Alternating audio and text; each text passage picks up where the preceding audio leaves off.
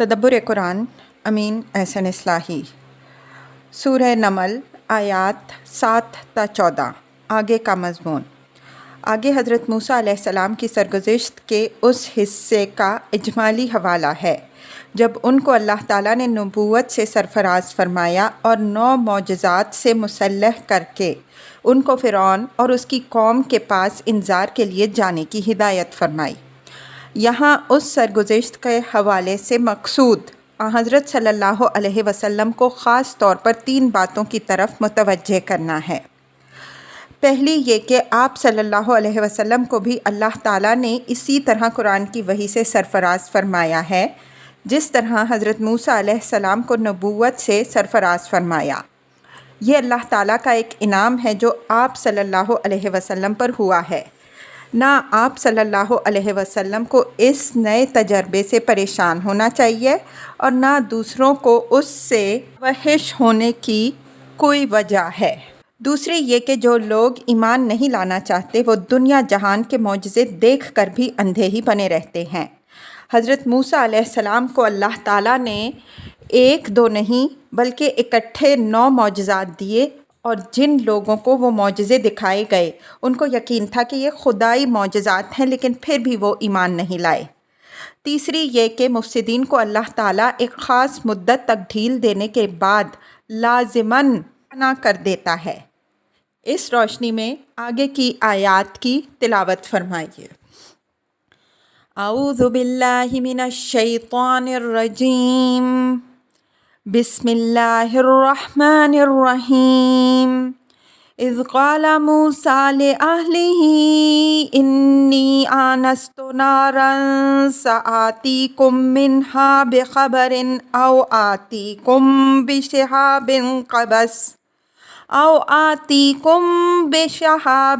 قبس لعلکم تصطلون۔ فلما جاءها نودي أن بورك من في النار ومن حوله وسبحان الله رب العالمين يا موسى إنه أنا الله العزيز الحكيم وأن ألق عصاك فلما رآها تهتز كأنها جان ولا مدبر ولم يعقب يا موسى لا تخف إني لا يخاف لدي المرسلون إلا من ظلم ثم بدل حسنا بعد سوء فإني غفور رحيم وأدخل يدك في جيبك تخرج بيضاء من غير سوء في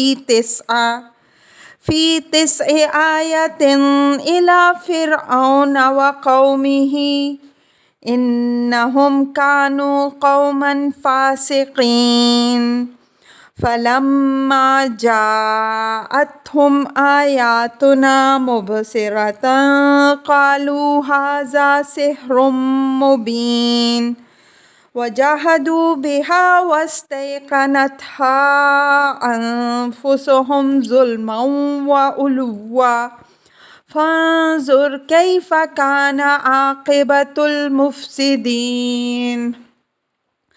ترجمہ۔ یاد کرو جب موسیٰ علیہ السلام نے اپنے گھر والوں سے کہا، میں نے ایک آگ سی دیکھی ہے، میں وہاں سے یا تو کوئی خبر لاتا ہوں یا آگ کا کوئی انگارہ تاکہ تم تاپو۔ تو جب وہ اس کے پاس آیا تو اس کو آواز آئی کہ مبارک ہے وہ جو اس آگ میں ہے اور جو اس کے ارد گرد ہیں، اور پاک ہے اللہ عالم کا خداوند۔ اے موسیٰ، یہ تو میں ہوں خدائے عزیز و حکیم، اور تم اپنا عصا ڈال دو۔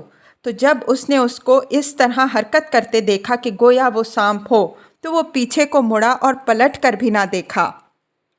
ارشاد ہوا، اے موسیٰ ڈرو نہیں، میرے حضور پیغمبروں کے لیے کوئی اندیشہ نہیں ہوتا، ہاں مگر جو کسی برائی کا مرتکب ہوا پھر اس نے برائی کے بعد اس کو بھلائی میں بدل دیا تو میں بخشنے والا اور مہربان ہوں۔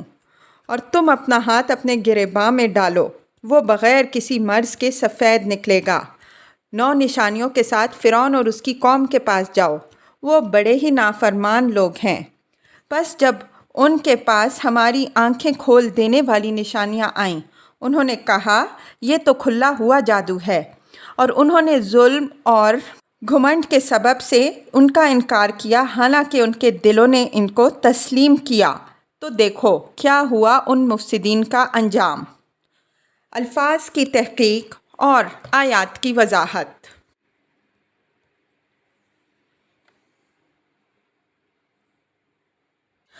اذ قال موسیٰ لأہلہ انی آنست نارا سآتیکم منہا بخبر او آتیکم بشہاب قبس لعلکم تصطلون۔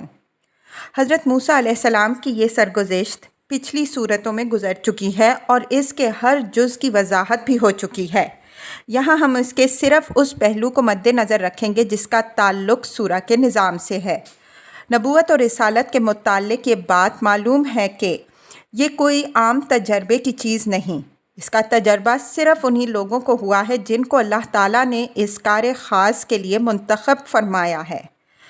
اس وجہ سے جن کو یہ چیز عطا ہوئی، ان کو بھی اس کے اسرار و رموز سے مانوس ہونے میں کچھ وقت لگا، اور جن کے سامنے اس کی دعوت پیش کی گئی انہوں نے بھی اس کو بالعموم ایک انوکھی اور عجیب چیز سمجھا، اور اس کے خلاف طرح طرح کے شبہات و اعتراضات اٹھائے۔ ان دونوں ہی چیزوں کا واحد علاج یہی ہو سکتا تھا کہ ان نبیوں کے حالات سنائے جائیں جو اس سلسلہ کے تمام مراحل سے گزر چکے تھے، تاکہ نبی صلی اللہ علیہ وسلم کو بھی ان کے مشاہدات و تجربات سے طمانینت و سکینت حاصل ہو، اور آپ صلی اللہ علیہ وسلم کے معترضین و مخالفین پر بھی ان کی حجت قائم ہو سکے۔ حضرت صلی اللہ علیہ وسلم سے اوپر آپ صلی اللہ علیہ وسلم سے سب سے زیادہ مشابہ نبی اور رسول سیدنا موسیٰ علیہ السلام تھے، جن کی زندگی کے حالات بھی تفصیل کے ساتھ تورات میں موجود تھے، اور ان پر ایمان کی مدعی ایک قوم بھی موجود تھی جو بدقسمتی سے قرآن اور نبی صلی اللہ علیہ وسلم کی، جیسا کہ آگے اس سورہ میں بھی اس کی طرف اشارہ آئے گا، مخالفت کر رہی تھی۔ اس وجہ سے حضرت موسیٰ علیہ السلام کے حالات و تجربات اس مرحلے میں نبی صلی اللہ علیہ وسلم کے لیے بھی سب سے زیادہ تسکین بخش ہو سکتے تھے، اور مخالفین کے لیے بھی سب سے زیادہ سبق آموز ہو سکتے تھے، بشرطے کہ وہ ان سے سبق حاصل کرنے کی کوشش کرتے۔ انہی دونوں مقاصد سے یہ سرگزشت سنائی جا رہی ہے۔ مخاطب اگرچہ نبی صلی اللہ علیہ وسلم ہی ہیں، لیکن روئے سخن مخالفین کی طرف سے بھی ہے۔ اس آیت سے یہ حقیقت بھی واضح ہوتی ہے کہ نبوت اور رسالت ایک خاص موہبت ربانی اور فضل یزدانی ہے۔ اس کو اکتساب یا طلب و تمنا سے کوئی تعلق نہیں۔ مصنف، شاعر، خطیب، کاہن، ساحر، منجم، جوتشی اور اس قبیل کے سارے ہی لوگ اپنے اپنے فن اور پیشہ کو سیکھنے کے لیے جد و جہد کرتے ہیں، اور اس کی طلب و تمنا میں ایک عمر کھپاتے ہیں، تب کہیں ان کو اپنے فن میں کچھ درخور حاصل ہوتا ہے۔ لیکن نبی اور رسول کی تربیت اللہ تعالیٰ خود اپنی نگرانی میں کرتا ہے۔ نبی نہ کسی کا شاگرد ہوتا ہے، نہ وہ کسی مدرسہ میں بیٹھتا ہے، اور نہ اس کے ذہن میں نبوت کا کوئی گمان یا ارمان ہوتا ہے۔ بس اللہ تعالیٰ ہی زندگی کے نشیب و فراز کے امتحانوں سے گزار کر اس کو اس کار خاص کے لیے تیار کرتا ہے جو اس کے سپرد کیا جاتا ہے۔ حضرت یوسف علیہ السلام کی تربیت مصر کے زندان میں ہوئی۔ حضرت داؤد علیہ السلام نے اپنی نسبت خود فرمایا کہ مجھے خداوند نے سالہ سے نکالا اور اسرائیل کے تخت پر لا بٹھایا۔ اسی طرح حضرت موسیٰ علیہ السلام، جن کی سرگزشت یہاں بیان ہو رہی ہے، مدین میں حضرت شعیب علیہ السلام کی بکریاں چراتے رہے۔ وہاں سے مصر کے لیے واپس ہوتے ہوئے اندھیری اور ٹھنڈی رات میں راستہ بھول گئے۔ دور سے ایک روشنی دکھائی دی۔ انہوں نے گھر والوں سے کہا کہ تم لوگ یہیں ٹھہرو، مجھے آگ نظر آئی ہے، میں وہاں جاتا ہوں، اگر کچھ لوگ وہاں ہوئے تو ان سے راستے کا پتہ کرتا ہوں، ورنہ آگ ہی کا کوئی انگارہ لاتا ہوں کہ تم لوگ اس سردی میں تاپ سکو۔ فلما جاءها نودي أن بورك من في الأرض ومن حولها وسبحان اللہ رب العالمین۔ حضرت موسیٰ علیہ السلام تو آگ لینے گئے، لیکن وہاں یہ آواز سنائی دی کہ مبارک ہے وہ جو اس آگ میں ہے اور وہ جو اس کے ارد گرد ہیں۔ مجہول کا صیغہ ابہام اور تفہیم کو ظاہر کر رہا ہے، یعنی حضرت موسیٰ علیہ السلام کو ایک ہاتف کی آواز تو سنائی دی، لیکن وہ یہ متعین نہ کر سکے کہ یہ کس کی آواز ہے اور کہاں سے آئی ہے۔ ام بورک من فی النار ومن حولہ، یہ اسی آواز کی تفصیل ہے کہ یہ آگ نہیں ہے، بلکہ اس روشنی کے پردے میں اللہ تعالیٰ کی بابرکت ذات اپنے بابرکت کروبیوں کے میں حلوہ گر ہوئی ہے۔ اپنی اور اپنے کروبیوں کی مبارکی کا حوالہ اس موقع پر صرف بیان حقیقت کے لیے نہیں، بلکہ حضرت موسیٰ علیہ السلام کو مانوس کرنے کے لیے بھی ہے۔ ظاہر ہے کہ یہ مرحلہ حضرت موسیٰ علیہ السلام کے لیے نہایت اہم تھا۔ دامن کوہ اور اندھیری رات میں بالکل خلاف توقع اس آواز کو سن کر معلوم نہیں حضرت موسیٰ علیہ السلام پر کیا گزری ہوگی، اور نہ معلوم کیا گزرتی اگر اس کا پہلا ہی کلمہ برکت کی بشارت کا نہ ہوتا۔ اس مبارک کلمہ نے حضرت موسیٰ علیہ السلام کی بڑی ڈھارس بندھائی ہوگی کہ جو آواز ان کو سنائی دی ہے اس کے پیچھے کوئی خطرہ نہیں، بلکہ یہ منبع خیر و برکت ہے اور ایک بابرکت آواز آئی ہے۔ وَسُبْحَانَ اللَّهِ رَبِّ الْعَالَمِينَ تنزیہ کا کلمہ ہے، اور یہ اسی مضمون کی تاکید مزید ہے جو اوپر والے ٹکڑے میں بیان ہوا ہے، یعنی اللہ عالم کا رب ہر عیب سے پاک اور منزہ ہے، اور یہ اسی کی تجلی ہے جو تمہیں نظر آئی ہے، تو اس پر بھروسہ رکھو۔ وہ تمہارے ساتھ وہی کرے گا جو اس کی رحمت و ربوبیت کے شایان شان ہے، اس سے کسی گزند کا اندیشہ نہیں ہے، اور وہ تمام عالم کا رب ہے، اس وجہ سے اس کے اختیار میں سب کچھ ہے۔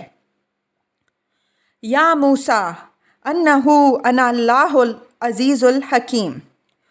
اوپر کی بات تو ہاتف غیب کی آواز تھی جو حضرت موسیٰ علیہ السلام کو سنائی دی۔ اب یہ خود حضرت موسیٰ علیہ السلام کو ان کے رب العزت نے اپنا تعارف کرایا کہ میں ہی خدائے عزیز و حکیم ہوں۔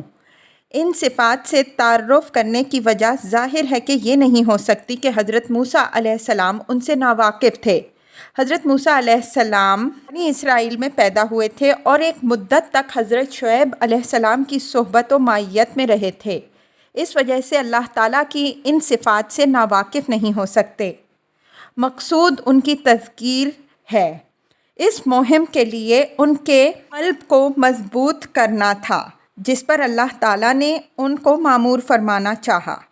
پچھلی سورہ میں عزیز الرحیم کی صفات بار بار آئی ہیں اور ان کے مضمرات ہم واضح کر چکے ہیں۔ یہاں عزیز کے ساتھ حکیم کی صفت آئی ہے، جس سے مقصود اس حقیقت کو واضح کرنا ہے کہ جس ذات نے تم کو اس وقت خطاب و کلام سے مشرف فرمایا وہ ہر چیز پر غالب اور مقتدر ہے، کوئی اس کے کسی ارادے میں مزاحم نہیں ہو سکتا، اور ساتھ ہی وہ حکیم ہے۔ اس کا ہر ارادہ حکمت و مصلحت پر مبنی ہے، اور اسلوب کلام چونکہ حصر در حصر کا ہے، اس وجہ سے اس سے یہ بات بھی نکلتی ہے کہ میرے مقابل میں کسی اور کے زور و اقتدار یا میری حکمت و مصلحت کے مقابل میں کسی اور کی حکمت و مصلحت کے تصور کی کوئی گنجائش نہیں ہے۔ غور کیجئے کہ ان صفات کی معرفت اس مہم کی ذمہ داریوں کو اٹھانے کے لیے کتنی ضروری تھی جس پر حضرت موسیٰ علیہ السلام مامور کیے جا رہے تھے، اور جس کا ذکر آگے کی آیات میں آ رہا ہے۔ خدا کی انہی صفات کی معرفت نے حضرت موسیٰ علیہ السلام کے اندر وہ عزیمت پیدا کی کہ وہ بنی اسرائیل جیسی نکمی قوم کے ساتھ فرعون جیسے جبار کے مقابلہ میں کھڑے اٹھے، اور اللہ تعالیٰ نے ان کو ہر قدم پر فیروز مندی عطا فرمائی۔ وَأَلْقِ عَصَاكَ فَلَمَّا رَآهَا تَهْتَزُّ كَأَنَّهَا جَانٌّ وَلَّىٰ مُدْبِرًا وَلَمْ يُعَقِّبْ یا موسیٰ لا تخف انی لا یخاف لدی المرسلون۔ اوپر کی آیات میں حضرت موسیٰ علیہ السلام کو پیش نظر مہم کے لیے ذہنی و قلبی طور پر تیار کرنے والی تعلیمات ہیں۔ اس کے بعد ان کو وہ عظیم ظاہری نشانیاں دی گئیں جن سے فرعون کے مقابلہ کے لیے ان کا مسلح ہونا ضروری تھا۔ ان میں سب سے اہم نشانی عصا کی تھی، جس سے بعد کی تمام نشانیوں کا ظہور ہوا۔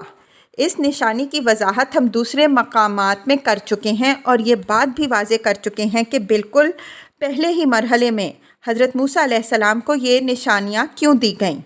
یہاں صرف ایک بات خاص طور پر قابل توجہ ہے کہ حضرت موسیٰ علیہ السلام جب اللہ تعالیٰ کی ہدایت کے مطابق عصا کو زمین پر ڈال چکے اور وہ سانپ کی مانند ریگنے لگا تو حضرت موسیٰ علیہ السلام ایسا ڈر کے بھاگے کہ پیچھے مڑ کر بھی نہ دیکھا۔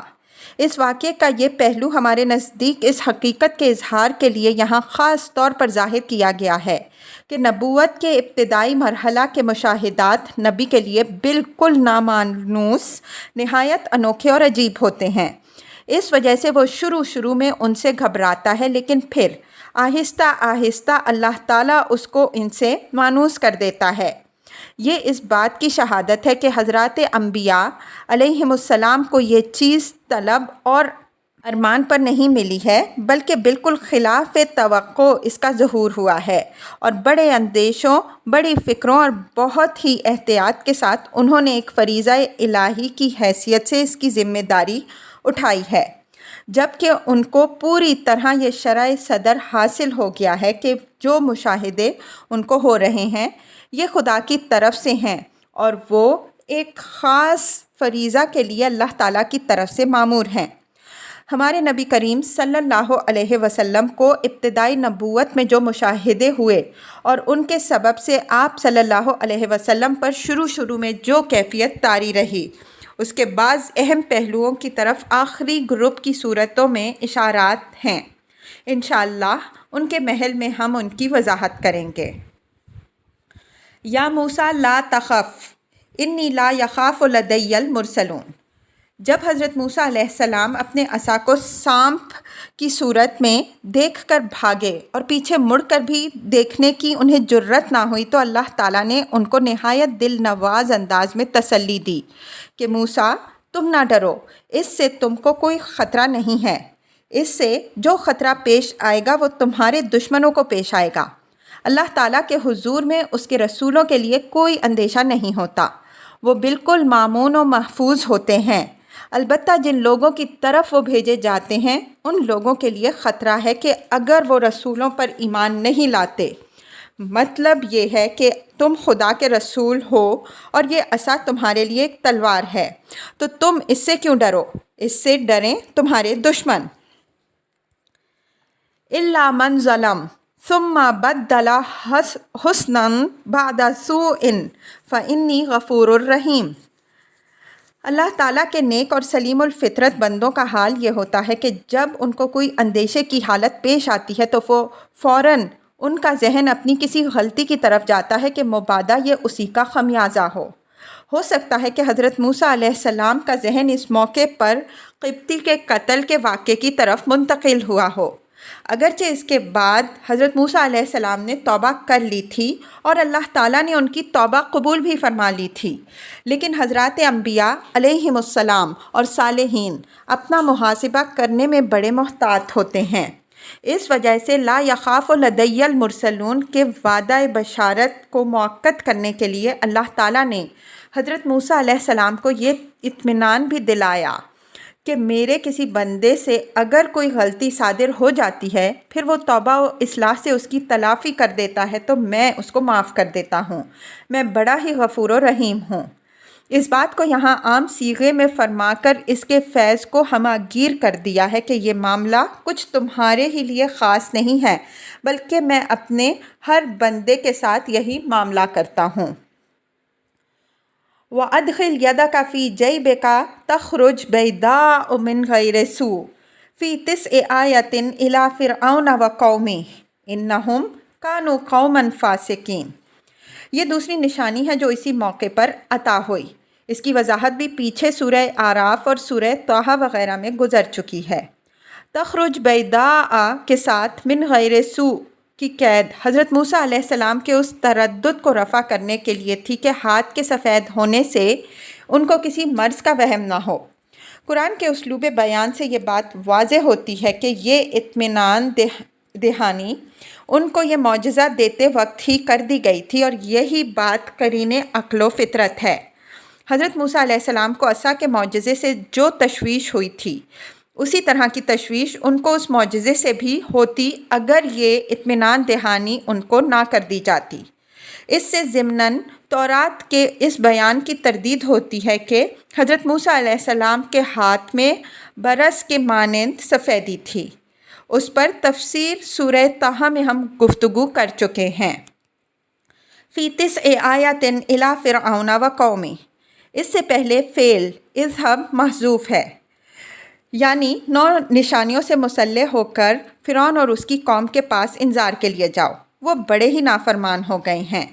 ابتداً تو حضرت موسیٰ علیہ السلام کو عصا اور ید بیضاء کی 2 ہی نشانیاں دی گئیں، لیکن ان کے اندر بہت سی نشانیاں مضمر تھیں جو بعد کے مراحل میں ظاہر ہوئیں۔ ان نشانیوں کی تفصیل تورات کے حوالوں کے ساتھ بقرہ، اعراف اور طٰہٰ وغیرہ کی تفسیر میں ہو چکی ہے۔ یہ تمام نشانیاں حضرت موسیٰ علیہ السلام کے عصا سے ظاہر ہوئیں۔ اس وجہ سے عصا کی صورت میں حضرت موسیٰ علیہ السلام کو فرعون کے مقابلہ کے لیے گویا پوری زین دے دی گئی۔ یہ امر بھی یہاں واضح رہے کہ ان 9 نشانیوں سے بھی صرف وہ نشانیاں مراد ہیں جو فرعون اور اس کی ایک قوم کے مقابل میں ظاہر ہوئیں۔ وہ نشانیاں جو اس عصا کے ذریعے سے خاص بنی اسرائیل کے لیے ظاہر ہوئیں، وہ ان سے بالکل الگ ہیں، اور ان کی تعداد بھی تورات سے معلوم ہوتا ہے کہ کم نہیں ہے، بہت زیادہ ہے۔ فَلَمَّا جَاءَتْهُمْ آيَاتُنَا مُبْصِرَةً قَالُوا هَٰذَا سِحْرٌ مُبِينٌ۔ مبصرہ کے معنی آنکھیں کھول دینے والی نشانیاں ہیں۔ حضرات انبیاء علیہم السلام سے جو معجزات ظہور میں آئے، ان کا معجزہ ہونا دیکھنے والوں سے مخفی نہیں رہا۔ ان کی قاہری نے اندھوں کی آنکھیں بھی کھول دیں، لیکن جو لوگ نہیں ماننا چاہتے تھے انہوں نے حضرت موسیٰ علیہ السلام کے ان معجزات کو بھی جادو قرار دے دیا، یہاں تک کہ خود جادوگروں نے بھی علل اعلان اعتراف کر لیا کہ یہ جادو نہیں ہے، لیکن پھر بھی ہٹ دھرموں نے اپنی ضد نہیں چھوڑی، ان کو جادو ہی کہتے رہے۔ یہاں وہ بات یاد رکھیے جو اوپر گزر چکی ہے کہ ایک ساحر کا انتہائی کمال یہ ہوتا ہے کہ اس کی لٹھیا سانپ کی طرح رینگنے لگ جائے، اور اس کرتب کے لیے وہ نہ جانے کیا کیا پاپڑ بیلتا ہے۔ لیکن موسیٰ علیہ السلام کا حال یہ ہوا کہ وہ اپنے عصا کو سانپ کی طرح رینگتے دیکھ کر ڈر کے بھاگے، اور اس وقت تک ان کو قرار نہیں آیا جب تک اللہ تعالیٰ نے ان کو خود تسلی نہیں دی۔ پھر بھی ظالموں نے ان کو ایک ماہر جادوگر اور ان کی نشانی کو سحر مبین قرار دیا۔ وَجَاهَدُوا بِهَا وَاسْتَيْقَنَتْهَا أَنفُسُهُمْ ظُلْمًا وَعُلُوًّا فَانظُرْ كَيْفَ كَانَ عَاقِبَةُ الْمُفْسِدِينَ۔ یہ آخر میں وہ اصل مدعا سامنے رکھ دیا گیا ہے جس کے لیے یہ سرگزشت سنائی گئی ہے۔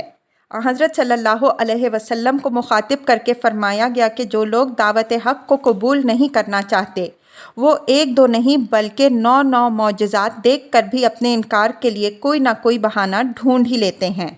ان کے دل اقرار کرتے ہیں کہ دائی کی بات حق ہے، لیکن زبانوں سے وہ برابر اس کی تکذیب ہی کرتے رہتے ہیں۔ ان کے انکار کی اصل علت یہ نہیں ہوتی کہ حق ان پر اچھی طرح واضح نہیں ہوتا، بلکہ اس کا اصل سبب اپنا غرور ہوتا ہے۔ وہ خدا اور اس کے بندوں کے حقوق تلف کرنے کے خوگر ہو جاتے ہیں اور ان سے دستبردار ہونا نہیں چاہتے، اور ان کے اندر استکبار پیدا ہو جاتا ہے۔ اس کے سبب سے وہ اپنی خواہش کے خلاف کسی بڑے سے بڑے حق کے آگے بھی جھکنے کے لیے تیار نہیں ہوتے۔ ایسے مفسدین کا انجام وہی ہوتا ہے جو فرعون اور اس کی قوم کا ہوا۔